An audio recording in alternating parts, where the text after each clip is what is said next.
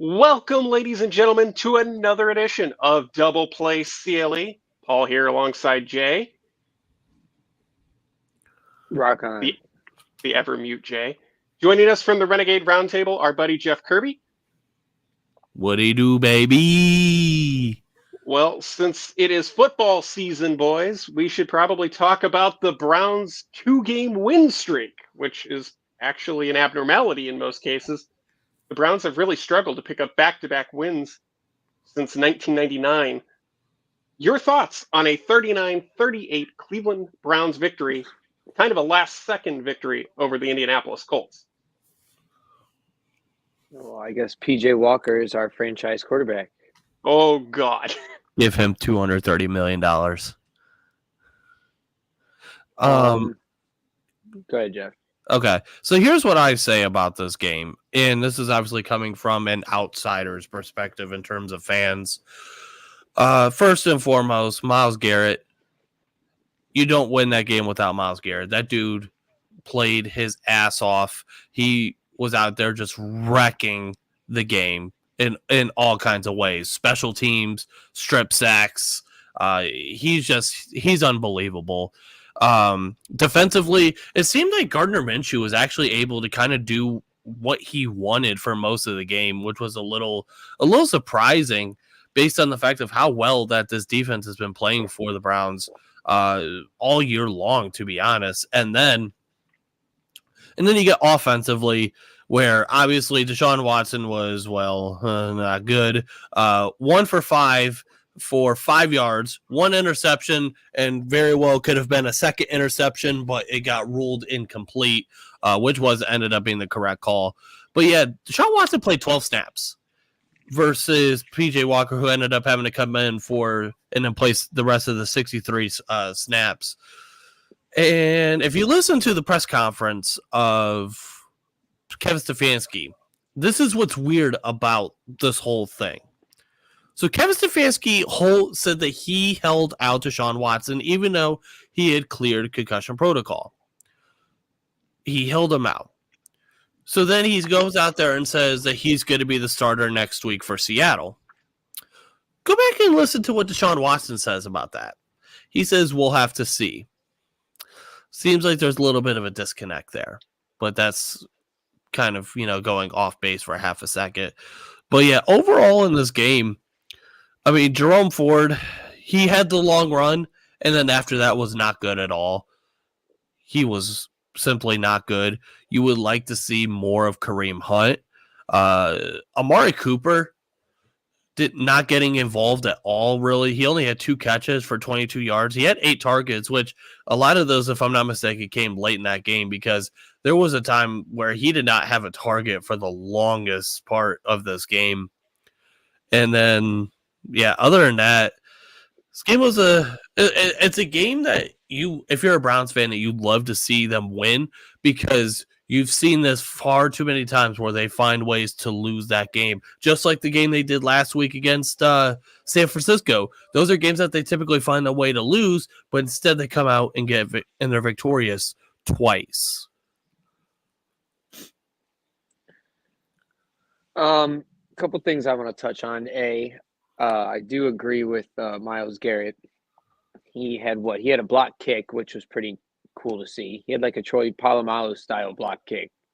Like he jumped the line and got in there. That was pretty cool. You love to see that. I would second the Kareem Hunt thing. I don't know why.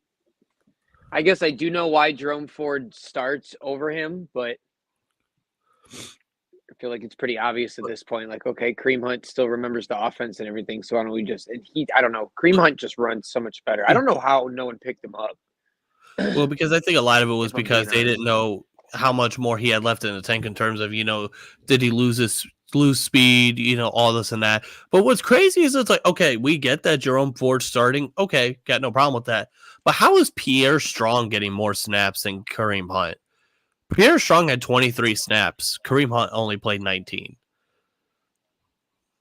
I didn't get a little. I didn't get. Now, Kareem Hunt seemed like he got more touches, but still, I don't know. Seems a Yeah, little. It almost seems like this team is a little bit lost without Deshaun Watson and Nick Chubb, and it's almost like they're trying to find their offensive identity still. And you're still 4-2 heading into Seattle, and you're struggling to figure out your offensive identity. That's an interesting place to be because you never know what's going to happen week to week. I'm Well, I not a think- huge fan of the play calling by Kevin Stefanski in general, and I think by the end of the season he'll be gone. I think a lot of that's going to hinge on what happens with Deshaun Watson, because let's be honest here. You paid Deshaun Watson $230 million. He's staying. Stefanski's the one who's on the hot seat. Here's what I'm going to say about what you just said, Paulie. And this is an argument that I've been having with some of my friends some of my other friends for a little bit, especially with this season about Stefanski. And you specifically mentioned the play calling. The play calling's been okay. The concepts are there. The schemes are there. It was just obviously the execution of the plays. I mean, for a while, people were saying they were, when Deshaun Watson was not playing well going into this year, because I mentioned before last year, I don't count. Going into this year, Watson's not playing well, and people wanted to blame that on Stefanski.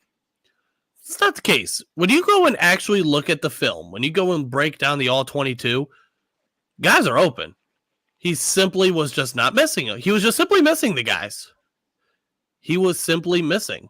So are you saying that Deshaun Watson is possibly a bust for $230 million? Well, considering right now he's not been playing so well, but and I think part of the bad part about this as well is the fact that he's a rhythm guy. You saw what? Now he did not play a game of football for God knows how long, and then goes out there last year and is rusty. Okay. You figure you spend those last 6 games, you get the rust off, call it a day. And then you come into this year and you expect them to ball out. It clearly seems like anytime he has to miss time, he's rusty as hell. And that could be a little concerning. Especially since he's probably going to miss next week in Seattle by all indications. Well, like I said, it all depends on who you talk to. According to Kevin Stefanski, he's going to be the starter next week. And if you talk to Deshaun Watson, he says he don't know. I'm going to talk to the person who's actually going to be out on the field potentially. I think he would know better than the coach at that point. Well, we all know how that goes. So, overall, your grade for this game, how did the Browns do? A through F? I'm going to give it a B. I'm going to give it a B because they played. Obviously, the defense gave up 38 points. But I think the reason why I'm giving it a B is because the fact that it's, again, one of those times where they're in a shootout, they're finding a way to win these close games. And no one has mentioned it yet. I'll go ahead and mention it now. Yes, the Cleveland Browns for back-to-back weeks probably got 2 phantom calls to help them win the game. But you know what? Me being a Steelers fan, we had the same exact thing that happened to us later that day. So I'm not going to bitch and complain. It happens. And you know what? It's a certain thing of when you are on the right side of those calls and they benefit you, you're just like, oh, well. And obviously for Browns fans, you guys have seen that far too many times where you guys have been on the wrong side of it. So to actually go and be on the right side of it, hey, you'll take it all day long, as you should. 2 things. One, I was going to close with that. You've just been going on, so it's like you do your thing. What I do when I get to talking football. And then Paul just asked our grades, and I was like, wow, what a perfect time to mention the penalty. But yet, rob me of it again. As far as the penalty goes, I don't really give a shit. Like as far as like caring about it or anything like that. A win's a win. And basically, just as you stated, is if it was the other team, they'd be okay with it. So I'm okay with it too. Was it a phantom call? Yes. Were there missed calls? Yes. Are there missed calls in every single sports game ever played ever? Yes. Do the Houston Astros still count as world champions for the 2000, what is it, 19 season? 17 season? 17. Paul, do they still count?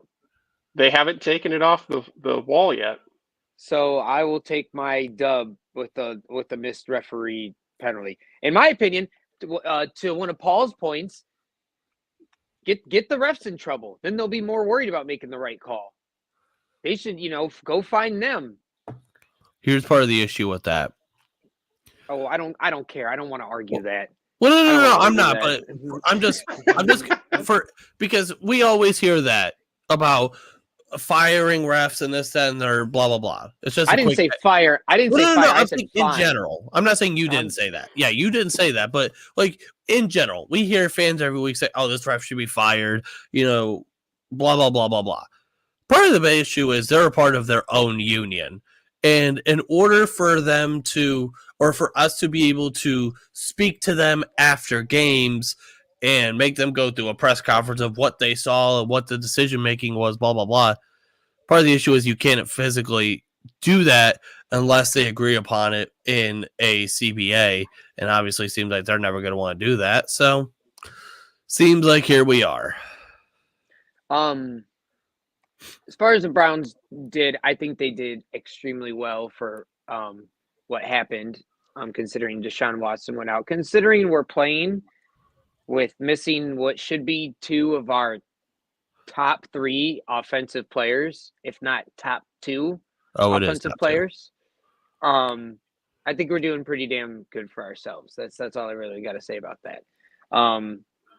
As far as the ref thing goes, it sucks when you're on the other side of a call. Believe me, we were all here for that Kansas City game in the playoffs, and it is what it is. But as far as I go, I just think it's part of the game, and I like it. I wouldn't have it any other way, which is why I'm big against robo-umps. And I like keeping umpires and referees and everything humans because it creates a certain element of the game that, my dad always said, you don't want the refs to decide the game, don't let them. Put more points on the board. It is what it is. So. That's a wise man. Well, let's look ahead. The Browns defense is amazing. So let's look ahead to. Yeah, I actually have something here because it's going to be a 4:05 kick on Fox Sunday. The 4-2 Browns against the 4-2 Seahawks, a battle of two top 5 defenses. The number 1 ranked Cleveland Browns defense against the number 4 ranked Seattle defense. But I find Are we number 1? We are number 1. I find this interesting, though. LFG. The Browns are 7th in the league in rushing versus 22nd for Seattle on the rush. I don't really understand how the Browns could be that high on the list in the top 10 of rushing teams when it seems like the offense really doesn't want to be a rush first offense. What do you mean by that? Like the players? Like it seems like from what I've seen, Stefanski would rather throw the ball than run the ball. Okay, he's had great running backs. That has nothing to do with how. Oh, so you're just talking about yeah. But then look at like Jerome Ford. How long was that one run he had? It was like, was it like 98 yards or something like that? Weren't we like all the way in the end zone? Or am I tripping? Was it like 60? You talking about the 69 yarder from yesterday? Yeah. Okay. Yeah. 69. It was like 69 yards. Nice. I would say it was either 68 or 98. I couldn't remember what it was. Yeah, it was 68. Okay, so. Right there, that's, I don't know. You don't see running backs. I don't know if you guys have been watching this year, but I've been betting again. So I've been watching most of the games. And they're not, as far as people are running the ball still, but as far as what's going on here? What's going on here? Hello, Whoever that hi. is, hello. Oh Hello, wait, that's hi. me. Hello. Okay, that's what I thought. I was gonna respond, but then I read it and I was like, "Is this the Krusty Krab?" I'm not noticing a whole lot of run plays. I'm not noticing a whole lot of running plays doing well. You don't see those breakaway runs or anything this year, or am I crazy? Like, I haven't seen anything like that. It's been very, like, the running backs that are doing well. Who are the top running backs in the league? Well, I I don't mean, even know who that is. Do you you? obviously you have guys like Christian McCaffrey. You have guys No, like I'm asking. Do you know who's the number one in yards right now? Because I yeah, don't. yeah, it's Christian McCaffrey. In rushing yards, is Yep. it? Okay. Who's next? Who's number two? Because I definitely don't know that. Is it Derrick Zach Henry? Moss from the Colts. Okay, he was leading like a week or two ago. Because I did read that. I did read about that. And then behind him is DeAndre, not Taylor Swift. Oh my God. And then behind that, you have Travis Etienne. And then behind that, you have Raheem Mostert from Miami. Yeah, these are all like I know all these people, so it's not like who, but it's like these are not top list names for sure. Like, and then I would say Etienne is. I would say Etienne is, and obviously Christian McCaffrey. But yeah, I mean, like obviously you know, if you're a football fan, you know obviously about these guys. But if you're a super hard casual, then you may not know who Zach Moss is or Raheem Mostert or. I think the casual doesn't know who Etienne is. Shit, I still have trouble saying his name. I mean, Jacksonville's kind of flying under the radar, you would think, for the average fan. It's been the laughing stock of the NFL for so long that having one or two good seasons, I'm with Justin on this. My buddy forgot that Urban Meyer even coached in the NFL. I was talking to Tyler and I said something about. Yeah, I know they would like for people to forget that he coached in the NFL. Oh, I would say, huh, Jeff? Yeah, something like that. Paulie, what did you say? Because you froze up. Repeat what you just said. Oh, God bless America. I was just going to point out that the win probability as of right now on Caesars Sportsbook, 60% to Seattle, 40% to Cleveland.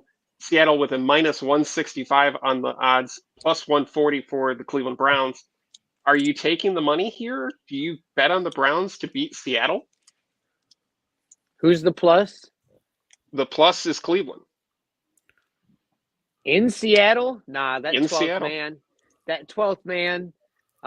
They actually have their full thing. I think we've just been kind of and you know, I may get flamed for this. I've actually noticed Browns fans have started to become a little bit more realistic. But I think we'll get a little, I don't want to say exposed, because I don't think you know what I've noticed, and I'm sorry, it's a long way to get to my point, is that I think the Browns know that they got a long road ahead of them. And usually we're a little cocky, and this year we're not so cocky. It's kind of play fundamental football. Sometimes stuff happens to just fall into place. It happens all the time. So I don't think you take the Browns. But every time I don't take the Browns, they win. So, I mean.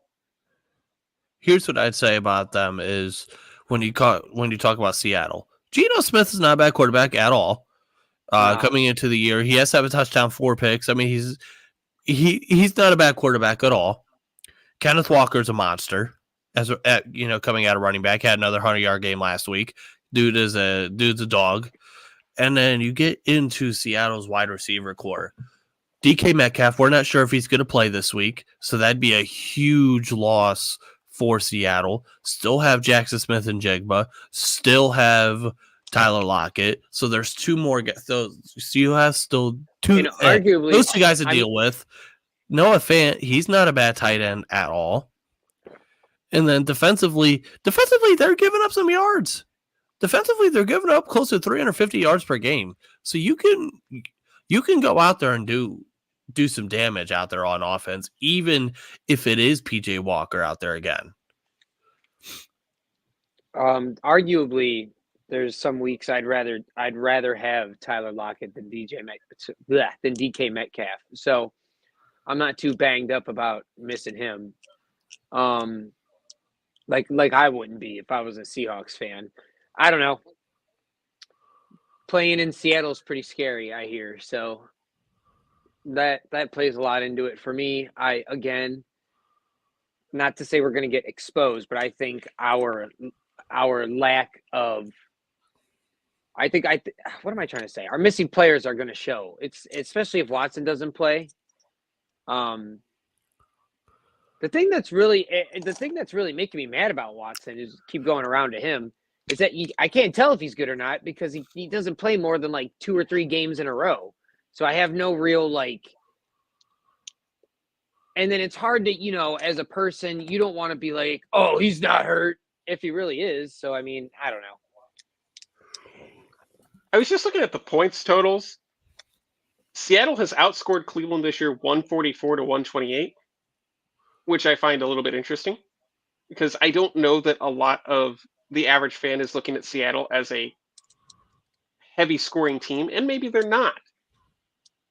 But if the Browns have this questionable offense, that could be a problem for a team heading into Seattle that really needs to come out of here with their 3rd straight win in order to solidify themselves as a favorite, not just in the AFC North, but in the entire playoff picture. And boy, I did not think we'd be talking about that heading into the Seattle game.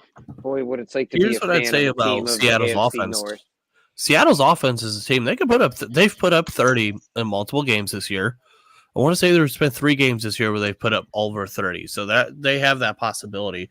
But like you said, in terms of if you want to look at the bigger picture with the AFC, let's just talk about the division for a sec. You have Pittsburgh, who's at home against Jacksonville, so that's an AFC game, and obviously you'd want Jacksonville to win that game if you're a Browns fan.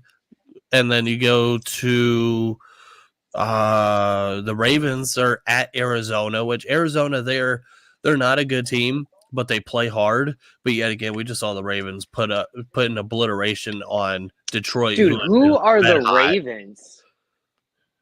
Who are the Ravens? They're not even they don't even have anyone. Like, what is even going on? Lamar is literally Lamar's crazy. And then Lamar's crazy. I want Lamar to go somewhere else so I can root for him and buy his jersey. Well, you're gonna be waiting a while on that because he signed a 5-year deal earlier this year. I know. I was hoping he would leave, and I don't even mean that. As hate towards Baltimore. I just want to be able to. I don't know. I might just say fuck it, root for him anyway. And then you have Cincinnati, who was on the road at San Francisco, which, yes, San Francisco's lost 2 straight because as we're recording this, the game ended not too long ago, and they lost to the Vikings.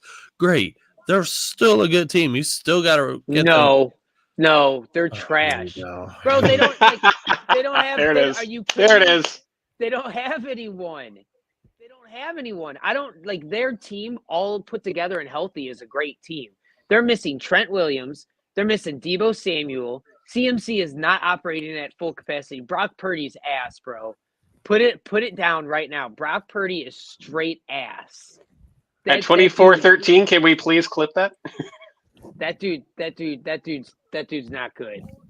They still got no, they don't have a Bosa. Yeah, they do, don't they? Yes, they have Nick Bosa, who is the reigning defending Defensive Player of the Year. They have Bosa, who's not right now. I can tell you that much. He's definitely not the Defensive Player of the Year right now. Yeah, because right now, whoever's going to win the Defensive Player of the Year is coming out of the North. It's literally becoming almost a two-player race between TJ and Miles.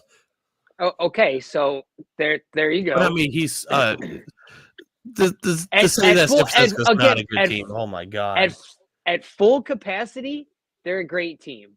But right now, they just lost to fucking 2 mediocre teams, Jeff.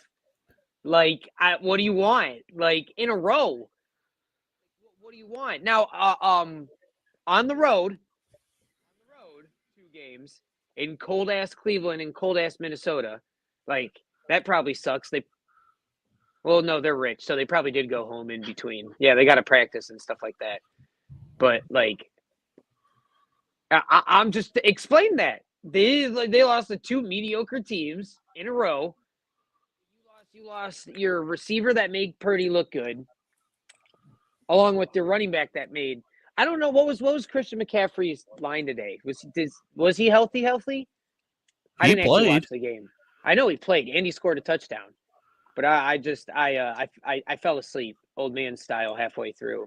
So I don't know what he did after that, or if he did anything after that. I actually have CMC he did not play stats that here. well. No, it was absolutely dreadful. 15 carries, 45 yards. He did have a touchdown, but he only averaged 3 yards per carry. It was not a Christian McCaffrey game. And that's what, dude, Jeff, you're sitting there with your migraine look, but that's exactly what's going to happen because they're going to lean on McCaffrey, and everybody knows that they're going to. And Brock Purdy's not good enough. Even George Kittle couldn't save him. George Kittle had he had a good number of yards. If you want to talk shit about Brock Purdy, I got no issues with that because I think a lot of us maybe really, I think especially going into last week and now this week, it really shows that there's a reason why he was the last pick in the draft. I have no issue with that. But come on. You haven't given me any defense. That's all you've just said is come on. Because it's literally some of the come on. Foolish shit I've heard. So let me ask this. When it comes to San Francisco, are they going to win their division or are they just going to plummet and fall from grace of God? And so who do they play this week? Because this week should at home against Cincinnati. Okay, this week should be an easy tell if they're going to plummet or not. If they go home and then lose, did Cincy won last week? Isn't Cincy like kind of back on track, or are they still like figuring themselves out? I can't remember. I mean, they put up 34. They put up their best offensive game against Arizona, who's still fighting for the first pick, and Seattle. Right. They only scored 17, and it took a game-winning interception for them to win that game. So. Okay, so Cincinnati, what is going on with them? Okay, so exactly. If they come home with Debo should come back this week. It's either this week or next week. He was only out 2 weeks. I don't know about Trent Williams. But if they come back home this week, especially if they get Debo Samuel back, and they lose at home, yes, they're gonna plummet. I couldn't see how I don't see why you wouldn't think that. I'm just speaking what I see. Like I'm not I don't necessarily hate or dislike San Francisco. I actually I like Christian McCaffrey. I think he's a good ball player, if not the best running back we've seen in the past 4 or 5 years. Well, I don't know about that because I'm a Nick Chubb fan, but you know. I like the way they use Debo Samuel, and I like George Kittle. He's a cool guy. I'm just calling him like I see him. And that's actually what I was going to get to because you talked about George Kittle for just a moment. He only had 2 targets in the game against the Browns 2 weeks ago. In this game, this Monday night game against Minnesota, 7 targets, 5 catches, 78 yards. That sounds a little bit more like how you'd want to use George Kittle. And they, for whatever reason, San Francisco just completely ignored him when they came to Cleveland. You almost wonder how different that game would have been had they used more George Kittle. Maybe he was covered better. Because the game before that, he caught 3 touchdowns or whatever. I don't know if maybe he rushed one of them or whatever, but he had 3 touchdowns that game. Yeah, it was against Dallas because they fucking obliterated Dallas. Yeah, Dallas sucks too. I say it every freaking year. Nobody ever listens to me. You can't say that every year. Eventually, it's going to not be true. It's the Dallas Cowboys. Okay. I was just going to say, but it's not true. If it was true, I wouldn't say it. They suck every year. They always find a way. They find a way every year. Anyway, back to the subject. I'm not trolling.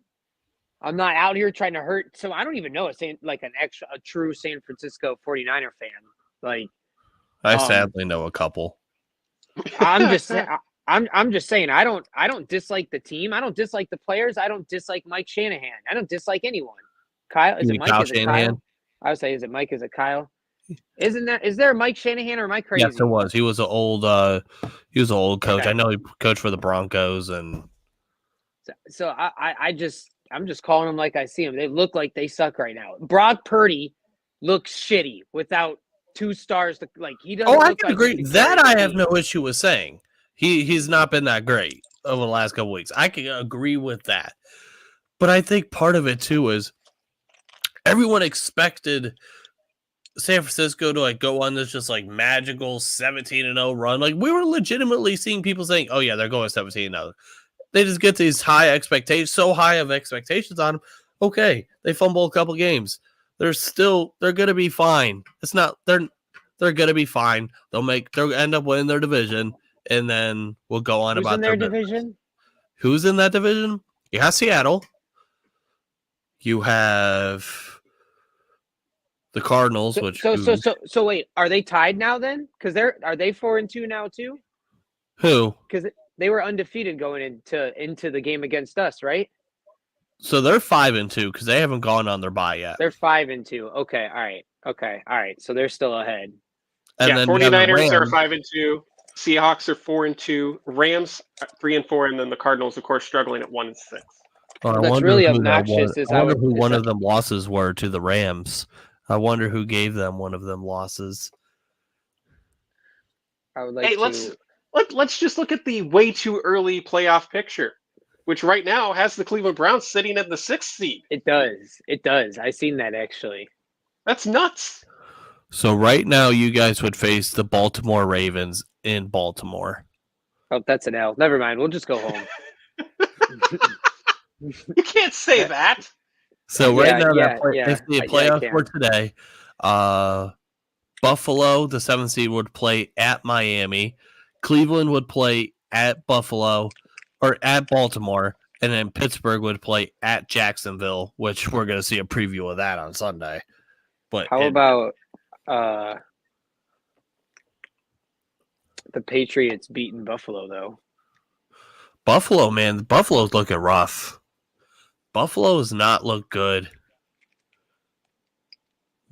They're struggling. Buffalo's not look good. New England hasn't looked good. Yeah, well, I know that was the team that's supposed to have. They have real expectations, and New England is good. New England now.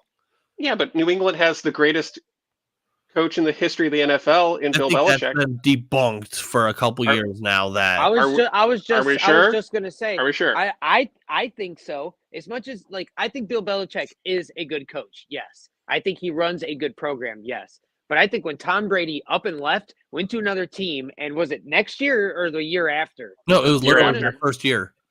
Won a Super Bowl. I think that pretty much okay, so it was mostly Tom Brady. I don't know how else you cut that. Yeah, I agree that it was obviously there was more Brady than Belichick. Obviously, Belichick is he's a brilliant mind, but I think part of their demise as well is he's also their GM, and clearly, I thought that dog was their GM. Well, apparently, but makes great draft picks. Excuse me, but Kraft macaroni and cheese. Not sponsored, by the way. Unless you want to give us a boatload of money, in which case, come on down. I'll just take free mac and cheese. I don't think that's how you do that. You don't know how it works. I don't know. It's worth a shot. Give us a bunch of money, and we say we love mac and cheese. So interesting little thing, a little wrinkle to think about with the AFC North here. Had a little. All four teams are on a 2-game win streak. Personal biases aside, which team do you think is going to go 3-dub?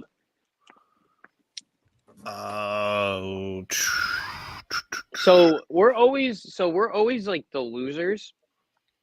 So how does it feel? Oh, it's easy. It's Baltimore.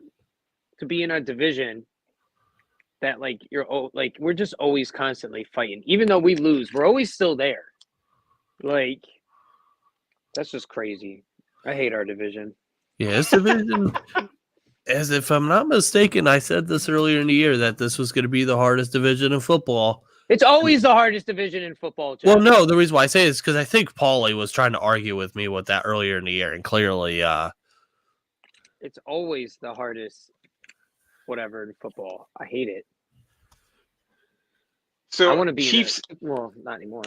Go ahead. Chiefs. So it's Chiefs Eagles currently slated for the Super Bowl. Wait. Who do the Ravens play? You said they were supposed to go 3-0. the Cardinals. Oh, they'll lose. The Ravens love to do that shit. I think you're thinking about Pittsburgh. They are you love gonna- to do that shit. Are you going to put money on it? The whole AFC North loves to do that shit. I might. I might. That sounds exactly like I'm dead serious. That sounds exactly like a game that they lose. Can you imagine if they lose, the Browns win, and the Steelers win? That would catapult both teams to the top of the division. Yeah, and that's how it's gone the last like 2-3 fucking years. And then Baltimore wins like their last 20 games in a row. Like I would almost say take it. I bet you I can't look at my phone because I'm using it right now. I bet you that's a pretty good odds too. I thought you bought an iPad. No, I have not. I thought about it. It I know. costs too much. They do. Last words before we move on out of the football side and look towards the basketball world. Go Eagles, fly. The brotherly shove is the most OP play in football right now. And the only reason everyone's so mad about it, what? No, I hope what you're- you're about to say, I agree with you 1,000,000% with. The only reason you guys are mad about it is because your team's not fucking doing it. Like, Boom. I don't see it's do it. If you think it's so crazy and overpowered, then use it on your team. I don't know what else to tell you. Like, I like it. I love it. I love it. It works every time. They don't and they I don't know what they do if he just jumps up and curls up in a ball and they just like shove him like a volleyball. But they like move him like every time. It's definitely more than a yard. I like it. Yeah, it. I got no issues with that play. People are just mad. People are haters. Paul, Because it's for people like those, Paulie who would say, Paulie's the type of dude that would say, I want that play banned. Do you know what we're talking about, Paul? I'm aware of it, and I generally agree with you guys. I mean, so I'll give you a little aside here. Today, So for the people listening, what is the brotherly shove? I'm going to let you tell that story. See, tush Paul doesn't know push. what it is. The butt fumble. No, it's like the brotherly shove is what the Philadelphia Eagles are doing. Arguably 5 to 6 to 7 to 8 times a game when they're down a yard. And they just line Jalen Hurts up and everyone lines up behind him almost like a knee formation and they just push him across. Which again, I really don't understand what the big deal is. Like, it's perfectly legal. Go what you were saying, Paul. So I was watching the Charlie Brown special, and it's the Halloween special, and they always have the two Halloween specials. It's the Great Pumpkin Charlie Brown, and I forget what the other one is. But the other one is when Charlie Brown gets turned invisible. He becomes a ghost, and he finally is able to kick the football that Lucy's holding, that she always pulls at the last second so he can never kick it. I bet you Paulie loves that episode. I do, because it taught me a valuable lesson. Do what you must do. Cheat if you must. Just fucking win. That episode also taught me you can't trust these hoes. Yes. That episode, Eddie Guerrero was right.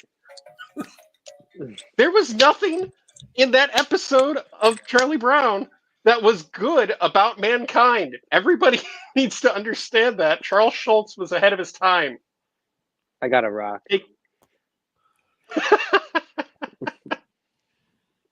You're basically talking to the real life Charlie Brown right now, anyways. So, Charlie. all right, boys. So, football season has been kind of fun, but it's almost tip-off time in the NBA. In fact, this Wednesday, the Cavaliers open up the season on the road at Barclays Center against the Brooklyn Nets. We don't play Are tomorrow? you excited? No. Technically, we play tomorrow. Technically, today, the Lakers play the Nuggets and the Suns play the Warriors. That's Is because it only today 2 is games today? As Paulie was almost because as frozen. today's technically Tuesday now. Boom. Good Lord. So, are you excited for Cavs basketball? Are you excited for this season-long Donovan Mitchell love-hate fest, depending on if he wants to stay or if he wants to go, which makes no sense why that's even a thing? I'm going to do what the your Dolans thoughts? told me to do with Francisco Lindor, and I'm going to enjoy him. That worked out well. That's just freaking terrifying right there. Wait, he wants to leave already? Well, there has been some speculation that he would prefer to be in New York with the Knicks. I thought that's where he wanted to be in the first. I thought that was the whole thing. That's in where the he first originally place. wanted to be in the first place. Got traded to Cleveland, and I think this year is a huge year for that. If you can get to somehow the Eastern Conference Finals, and I say somehow, if you can somehow make it to the Eastern Conference Finals, I think you can convince him to stay here in Cleveland. If you get another first round exit like you did last season, then bye. Yeah, but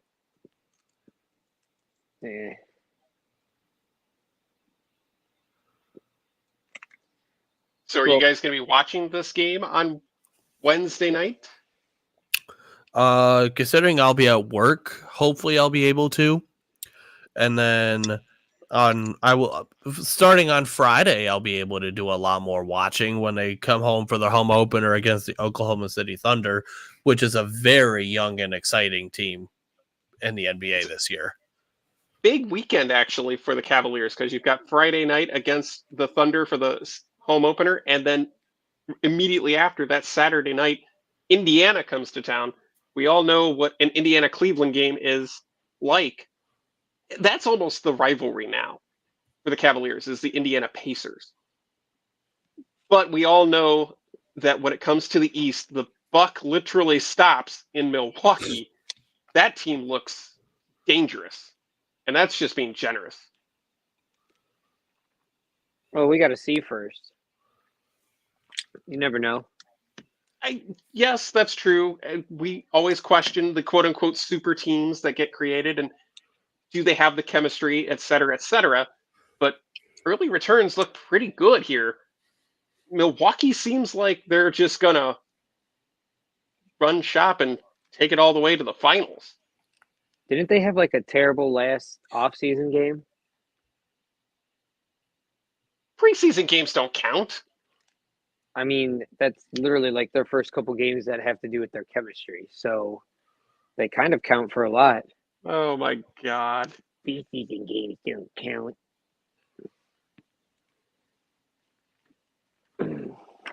Over here playing with Legos. And what are your thoughts on the in-season tournament this year? Is this something you're for or against? I think right now we're all just going to be... I think for me personally, I'm a hater of it until I see it. Yeah, this shit's weird. If I see it, once I physically see it, then maybe I'll like it a little bit more. But until then, I'm just going to be a hater. Or he'll hate it even more. Hopefully. Or that very well could be true. Maybe I say that this shit is stupid as hell. We don't know. So for those of you who don't know what this is, it's a 30-team tournament that is starting. This is the first year of this. It will start on Friday, November 3rd, runs all the way to the championship on Saturday, December 9th. And all tournament games are going to be played in your team's market, except for the semifinals and the championship. And those are going to be played at T-Mobile Arena in Las Vegas. It's a single elimination knockout That's round why they're for the doing that. second and final stages. The first stage, everybody plays in group play. The champion will receive a new trophy, which is called the NBA Cup, and a prize pool based on the teams that qualify for the knockout rounds, depending on how far a team progresses in the tournament. There will be a in-season tournament MVP, as well as an all-tournament team. Those announcements will be based on player performance in both the group play and knockout rounds. And this is, I think, the most important part of it. The groups of 5 were randomly drawn within conference based on win-loss record from last season. Each team will play 4 designated group play games, one against each opponent in its group, with 2 games at home and then 2 on the road. Group play games will be played on tournament nights, which will take place every Tuesday and Friday throughout the month of November, with the exception of Election Day on November 7th. I'm interested to see how it could go. Yeah, that's all stupid as shit.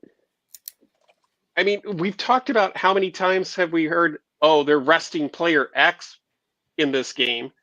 Now you have a reason not to rest player X, and there's a rule now where you can't rest too many players. So yeah, none of them are gonna play in that fucking tournament. They're not going to have a choice. You can't rest. What is it? 3 stars cannot rest at the same time. Okay. Let me rephrase this. It's gonna be like a all-star game. Yeah, that's not good. yeah, I think What do I look like out here hurting myself for this fucking in-season tournament? I think that like what Paulie said, that new rule about you, because I believe it's in order to be eligible for awards, you have to play 65 or more games, and I think the team that this obviously affects the most is it's teams like the Clippers, where it seems like those guys are never freaking playing. They're always doing this bullshit of resting and all this and that. No, fuck that shit. How dare you take a day off? So that's the penalty. You can't be qualified for awards. Well, that's the championship. And you know what? And I think, and to them, and to a lot of these players, that's a big deal, because when you get involved in these awards, there's a huge bonus in your contract that you can get. So if you say you win MVP, or if you're if you get one of these awards, yeah, there's some money involved in it as well that you can get in terms of a big old bonus.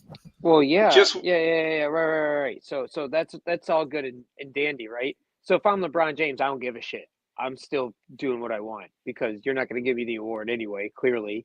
A, and B, I already have enough of those and enough money. So if I'm Steph Curry, I don't give a shit. You know what I mean? So if you're all the big Steph's not that guy to just sit and rest. Steph is the kind of guy to play.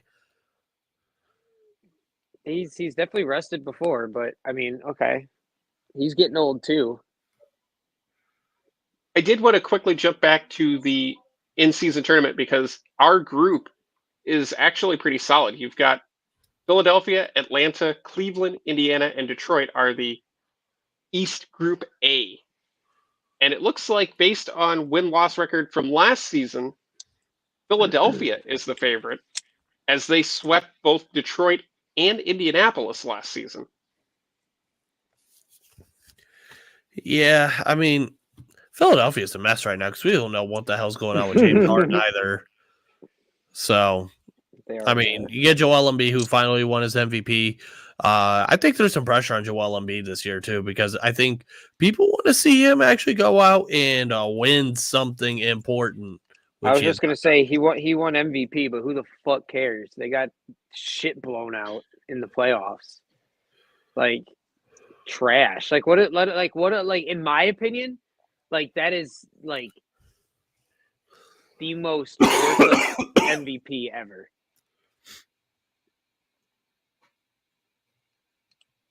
Because it just proves it wasn't you. You didn't deserve that.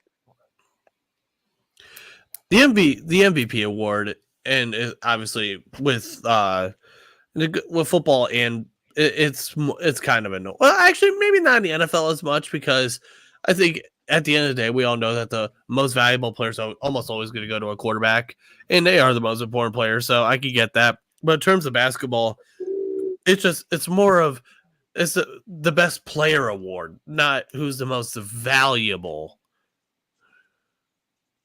Yeah, I agree. Which Another is not thing how to it think- should be. Another thing to keep in mind, a couple of new rule changes for the NBA. The Yeah, addition Paul. of a second coach's challenge, as well as an in-game flopping violation. No more LaFlop. Ooh, he's my favorite. I'm sure he'll still do it. Yeah, it's only a foul if he gets caught. So overall, what are your expectations, I guess, for the Cleveland Cavaliers in 2023-2024? Are we going back to the playoffs? Are we going to go deeper this time? You better I have no freaking hope. expectations. You better freaking hope you can get farther than winning one game in the playoffs. Yeah. I have no expectations. Those are bad for you. What are you, the guy from Dodgeball? What? Doesn't even make sense. Oh, He never said that. no, but that's the same general principle. Aha. If you never have any expectations, you're never disappointed. I mean, there you go. Sounds about right. That's terrible. That's terrible advice. Why? Be excited about the future. Be excited about what's coming up, because Cavaliers basketball is going to be a lot of fun this year. It's going to be fun to be at the Rocket Mortgage Fieldhouse. There's going to be a lot of excitement, a lot of energy. It is a place that you want to be this year. It certainly But then was they'll last just year. disappoint me again. Maybe. Or maybe you'll have so much fun, you'll forget any disappointment you had from last season and put it towards the excitement of 2023-2024. No, I'll never forget. Ever? Poor K. Oh my God. So, last thoughts on basketball before we switch subjects here? I'll never forget. For the love of God. God. Much better. Not So, much better. I'm in trouble. while our Cleveland Guardians are sitting at home watching, Game 'Cause we're 7s are happening all across the LCSs in the ALCS. Houston falling at the hands of a dynamic Texas Rangers offense and an Let's ALCS go. MVP, Adolis Garcia, who absolutely destroyed Houston pitching in spectacular fashion. Home runs in 4 consecutive games, the most RBI ever in a single postseason series. He Jeez. absolutely dominated a pitching staff that was widely regarded as the best in the entire postseason.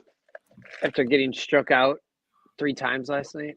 And you know what? Here, I'm going to say something. He's about gonna that say it. series.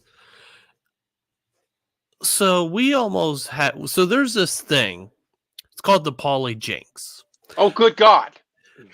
And what I mean by that is, whenever Pauly says something, the opposite typically happens.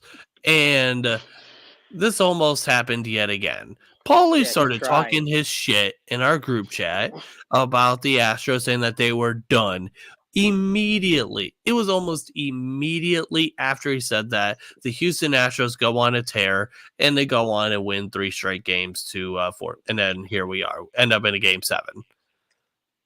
Okay, Yeah, see, just if you so never- you know, If you never would have said that shit, we could have been enjoying this a lot earlier than it was. But instead, we had to endure the pain of Houston almost winning again. And as Paulie earlier mentioned, he almost did his infamous face of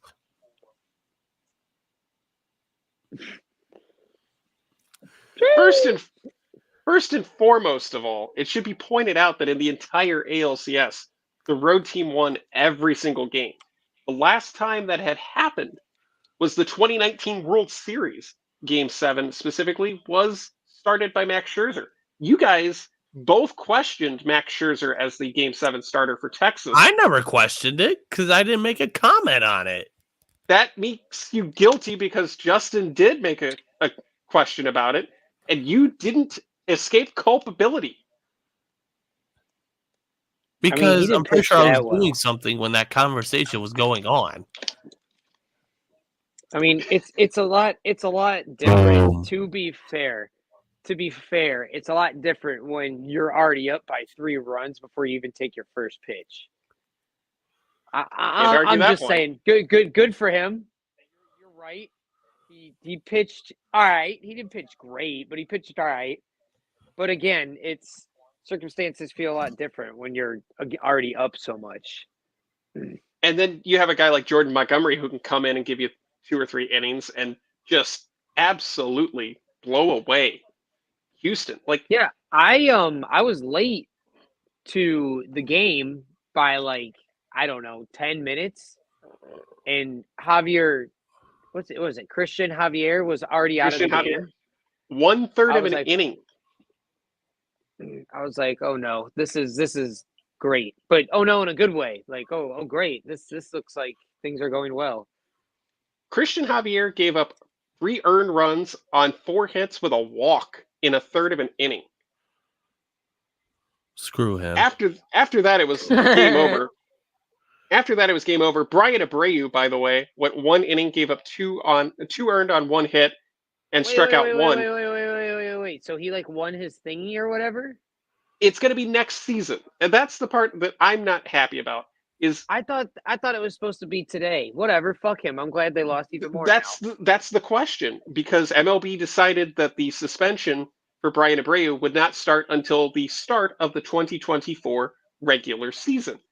That seems like a bad decision and a bad precedent for Major League Baseball to set, because now what would have happened? What if Houston makes it to the World Series?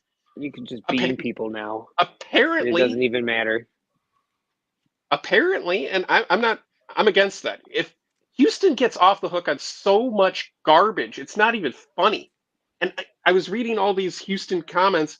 Oh, we're getting hosed because we have to wait until game time to find out when Abreu is going to pitch. You guys still have a World Series that you literally fucking stole.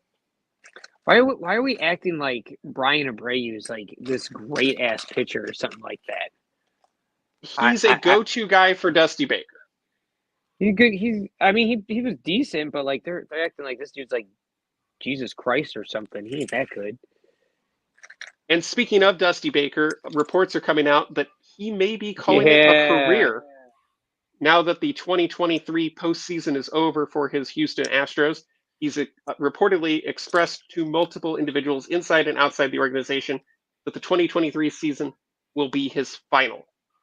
With respect to Dusty Baker, because I believe he is one of the greatest managers in history. 0-4 all time in Game 7. In Game 7s, yep. That's rough. That is rough. He's not ass. He's one of the best to ever do it.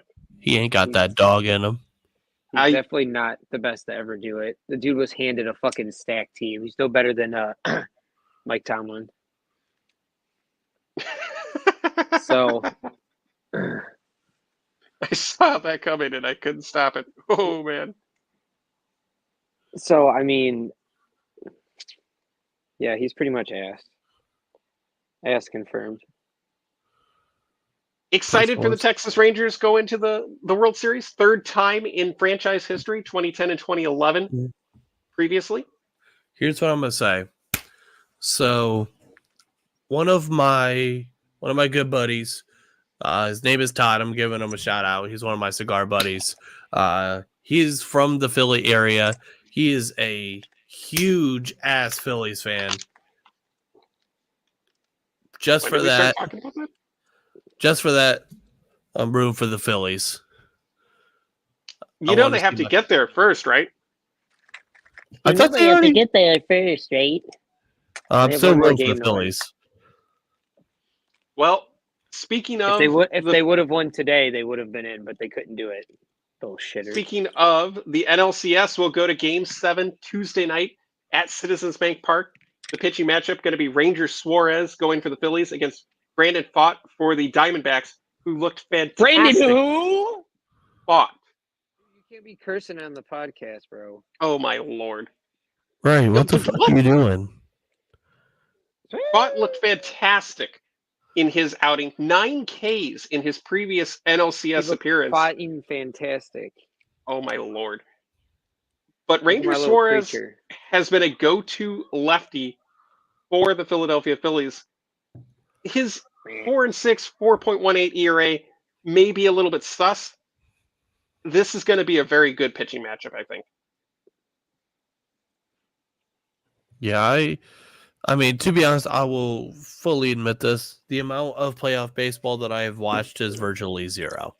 Bro, what? Dude, you're missing the best shit right now. This stuff has been off the charts. It has been nothing it's been nothing but what? We're in football season. That's all I ever care about. Yeah, you're missing out. You can watch both. How I am. I don't understand. It is football 24/7, 365 for me. You can watch. There's literally no football going on tomorrow. Yes, there is. Yeah. There's I could watch college football tomorrow. Tomorrow? Yeah, there's a span going on where there's 50 straight days of football, where there's some sort of college football going on every single day. Well, congratulations. You're ignorant. You're missing out on the best shit. And plus, typically I'm at work, so it's if I can't watch, I can't even watch the Cavs when I'm at work, or I can't do so. I mean, you can still watch the highlights. I'm just saying you're missing some good shit though. On some real shit. These games have been crazy, and for betting too. If you're better, bet on MLB playoffs because they hit like crazy. I don't know. Shit's been off the charts. The charts. I mean, Game Garcia 7 had how many home runs? Didn't he have 2 home runs tonight or something like that?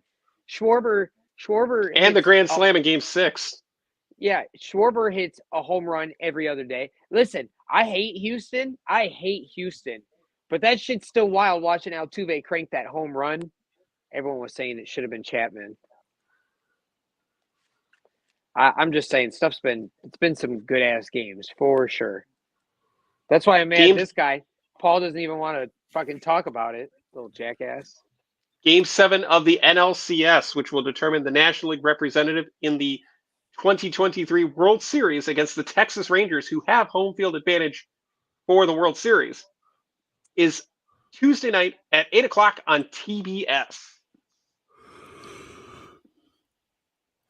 Dude, if the Phillies don't win, I swear for God. Hey, it's all right though. If the Diamondbacks win, then I can pull out my Randy Johnson Diamondbacks jersey. You've never worn that. Yes, I have. Oh, you did wear it to one game. I've worn it a couple times. Game. No, you've worn it once, and that's it. No, I've worn it a couple times. Not with you guys for baseball, but out and about, I've worn it a few times. You have other friends? How dare you?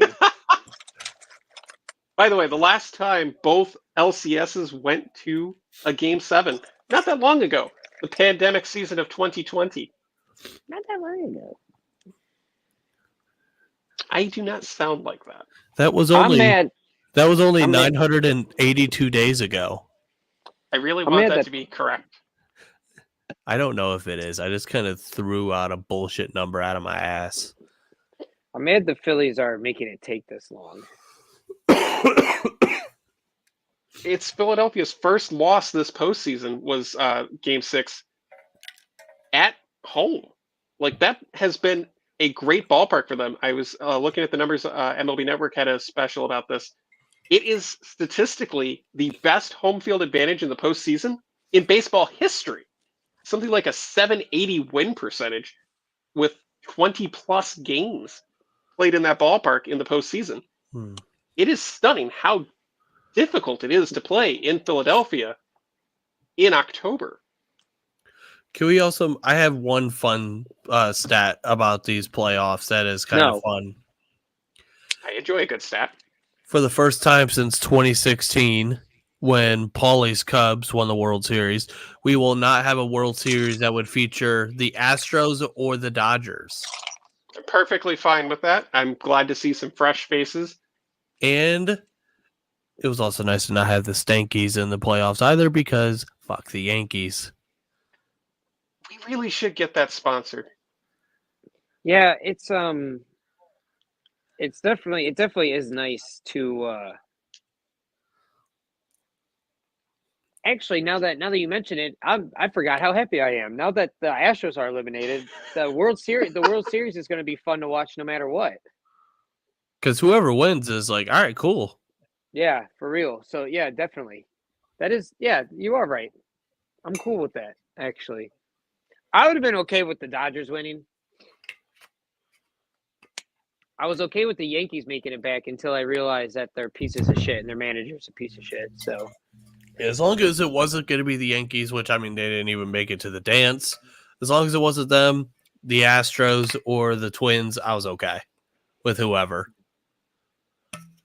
Twins gave a good fight though. They gave a good old AL Central try.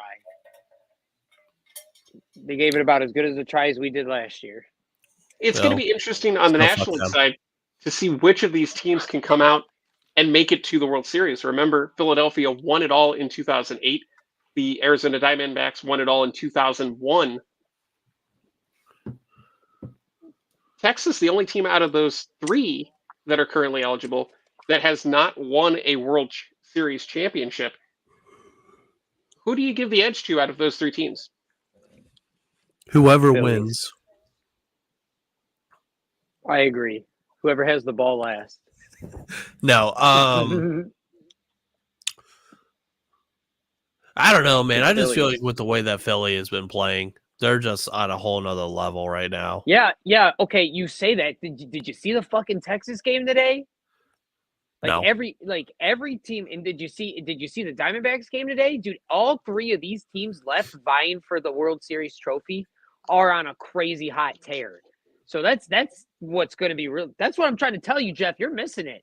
Like this World Series is bound to be insane. So regardless of who goes, regardless if it's Arizona, I think the Phillies will make it, should make it. I think they offer a better chance at actually winning the World Series than the Diamondbacks do. Diamondbacks pitching just definitely isn't all there. That's for sure. But see, part of my issue is I want to watch that game, but there's New Mexico State at Louisiana Tech that I could watch too. I'm just kidding. No, you probably are going to watch that. No. Or if I wanted to, I could have the option of Liberty at Western Kentucky. So, remember, because Jeff, you weren't with us when we did our MLB season wrap-up, but Justin, you remember I told you if Arizona got past Milwaukee, they were going to be dangerous.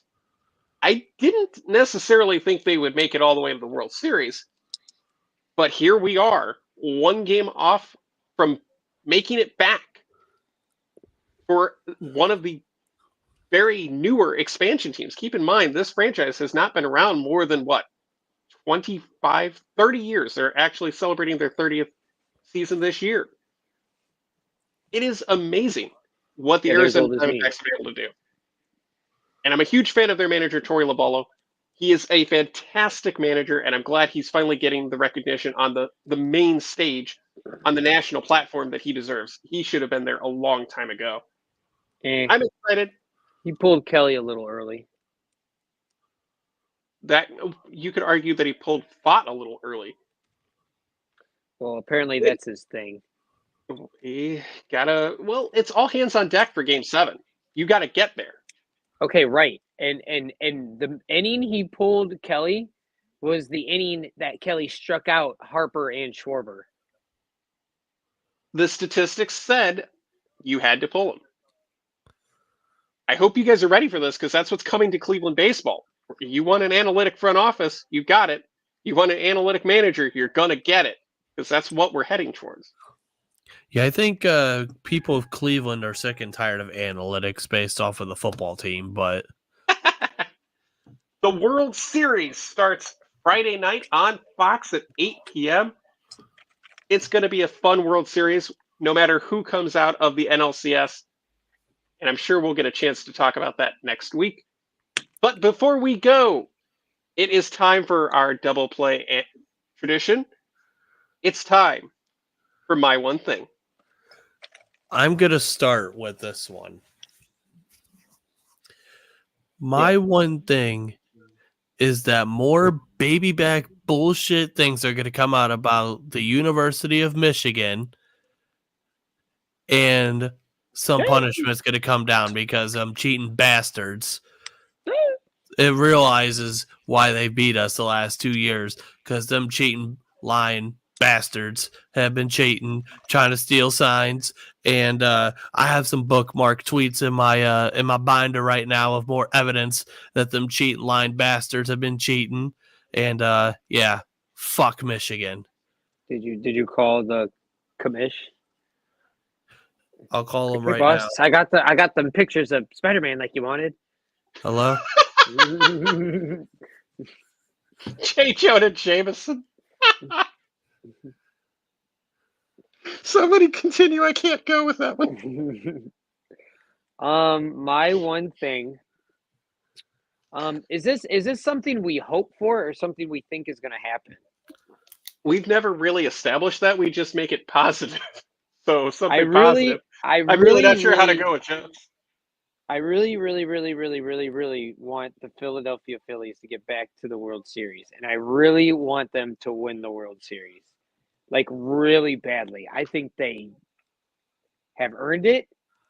I think they double shocked everyone with if they don't get back, that's going to really break my heart. I'm mad they didn't win today, but I think they're going to end up winning this World Series. That's going to put another cap in Bryce Harper's. I'll put another feather in Bryce Harper's cap, who might arguably be on the path to one of the best baseball players of all time. We can argue that another show, but I mean, in the off season, I think we're going to have no choice. We'll have to bust out that conversation at some point for the baseball side of things. But I think the Philadelphia Phillies will win. Is it tomorrow? Like tonight? Whatever. Tonight. Tuesday night. Hopefully they win their game. That's all. I think I was trying to think if I had anything else, but I don't. Don't worry, I don't have any charities or anything like that to plug to make you look terrible, okay? Everybody knows I love baseball. So I'm that guy that watches spring training baseball in February just because I love baseball. And I distinctly remember watching a game between the Arizona Diamondbacks and the Los Angeles Dodgers in spring training and going, I feel bad for Arizona because they have a good team, but they play in the same division as the Dodgers, so they've got no chance. That would have been roughly March 12th, I'm going to say. 2 days before my birthday, by the way. A national holiday. God. AKA Pie Day. Pie you. Here we are now on October the 24th. And boy, was I wrong. And I'm happy to say it because what's new, Paulie being wrong? Arizona fans deserve a chance. Even if they don't make it to the World Series, they deserve this chance to support that fan base, that team through what they've gone through, to have to go up against a Dodgers dream team every year and somehow not only survive, but thrive and put together a great team with Ketel Marte, Lourdes Gurriel, Christian Walker, Gabby Moreno. And that's not even looking at the pitching side of things. And it's just what Merrill Kelly and Brandon Pfaadt have done has been absolutely spectacular for a team that I honestly overlooked in spring training. And I apologize to Arizona, and I apologize to Arizona Diamondbacks fans and that front office, because you guys All put 8 together of their something that fans. I didn't see coming. And by the I way, think, Jay I looks think like it's going to be a fun World Series. Jay, while you were talking, it looked like you were trying to take an oath of something. You were just sitting here like, I, Justin Gross, do solemnly swear. Because Paulie follow wasn't. the Because Constitution Paulie of wasn't. the United States of America. Paulie wasn't wrong. They did not finish first in their division.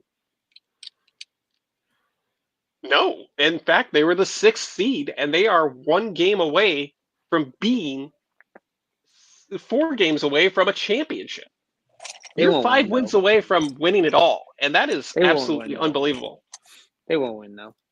My one thing, though, my positive thing, I think that the World Series is going to go 7 games. And Game 7 is going to feature a pitching duel. I don't know who yet, but I think Game 7 is going to be a pitcher's duel, and it's going to be a 1-0 game. So that means it's going to be like a 13-12 game. Because Right. Paulie said it. That's how Paulie logic works. And it's not going to go to a game 7. It's going to be like a game in 5 or something. Yeah, Philly's probably going to sweep TBH. Go Phils. Hello. All right, guys. I think that's about all the time we have for you here today, this evening, this afternoon. I don't know what time it is. It's dark outside. Let's go with that.